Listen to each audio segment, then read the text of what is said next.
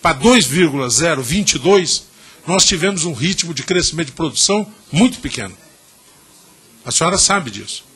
A Petrobras, nesse período, nesses 6 anos, nós tivemos um ritmo de produção aquém daquilo que era, certamente, a vontade da companhia, a necessidade do Brasil e aquilo que havia sido previsto. Então, eu acho que essa é uma primeira questão, imagino que seja, quando a senhora sentou ali, com a responsabilidade de presidir a Petrobras, dizendo o seguinte: nós estamos aumentando muito pouco a produção. Tão pouco, e a senhora sabe disso, que a nossa decantada e declarada autossuficiência de petróleo, hoje, ela tem que ser cotejada com uma importação que nós tivemos de gasolina e de diesel, que foi recorde o ano passado. E até do etanol. Nós tivemos que, infelizmente, caminhar nesse sentido. Então, nesse bloco, a questão do aumento de produção, que tipo de esforço, que tipo de concentração que, imagina a senhora, deva se fazer? Nós acompanhamos de longe o debate que houve sobre o novo plano de investimento da Petrobras. A demora que houve no Conselho de Administração para acabar demarcando ali. E eu acredito, da leitura que eu fiz pelos jornais, ser uma informação mais detalhada, de que uma das discussões foi exatamente o foco de investimentos da companhia. O foco de EIP será concentrado? Que tipo de atenção nós podemos ter nisso? E aquilo que está aqui, inclusive na prestação que foi feita do último PAC, com relação a algumas questões centrais, se efetivamente terão condições de ser cumpridas. Por exemplo, no Campo de Lula, 2, piloto de produção, tem aqui na prestação última de contas do PAC, que nós teríamos no estaleiro da Brasfels, no Rio de Janeiro, até dia 31 de março, a chegada do navio. Eu não sei se isso aconteceu. Que no caso de Sapinhoá, tá certo? Que nós teríamos a licença provisória do IBAMA já estabelecida até agora, abril. Nós conseguimos fazer com que isso efetivamente ocorresse? No caso específico das plataformas 55 e 56, eu sei que a senhora está muito concentrada nisso. A quantas anda? Que tipo de medidas foram tomadas para que nós pudéssemos ter um processo de aceleramento dessa produção?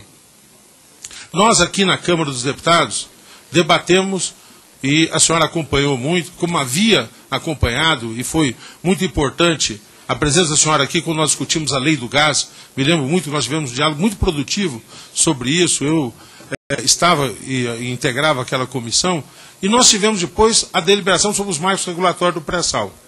Eu presidi a comissão que tratou da capitalização da Petrobras. Tivemos ali um arcabouço que acredito correto, aprovado pela Câmara, reiterado unanimemente pelo Senado e sem nenhuma modificação. Tá certo? Nós temos uma situação em que nós temos um desafio grande. Operadora única que foi estabelecida aqui pelo Poder Legislativo. Nós tivemos a política de cessão onerosa. No seu entender, a Petrobras tem hoje capacidade de investimento para fazer frente às necessidades que tem de recursos para manter no ritmo adequado a exploração do pré-sal? Queria muito que a senhora pudesse nos dar um pouco de detalhes sobre isso, porque nos surpreende muito, inclusive, a avaliação que é feita pelo mercado acionário.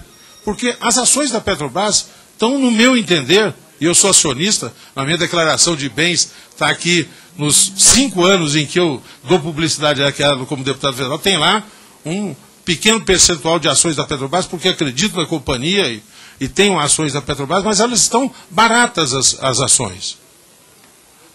Que avaliação a senhora tem disso?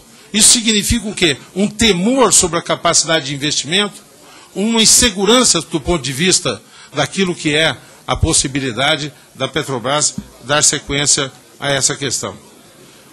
Um outro capítulo, deputado Simão, para poder inclusive encerrar aí, diz respeito à questão do gás. Nós sabemos, e a senhora acompanhou muito de perto, porque deu um impulso muito grande como diretora que foi de gás da Petrobras, mas nós sabemos que hoje, diante da demanda que existe por térmicas, e nós saudamos, lógico, as eólicas, mas nós sabemos que as eólicas são entendidas numa matriz energética como uma fonte complementar. Ela não tem a estabilidade que é indispensável. Então, o mix térmica com isso, com eólica e outras formas, é uma coisa muito importante. Nos últimos leilões, vários operadores ressentiram do limite que tinha a Petrobras de oferecer contratos de fornecimento. E acabaram algumas pessoas participando do leilão de uma situação diferenciada por terem esses contratos de fornecimento da Petrobras. Eu queria saber que cenário de disponibilidade de oferta de gás para geração térmica a senhora trabalha e se a Petrobras vai manter uma política de se associar na ponta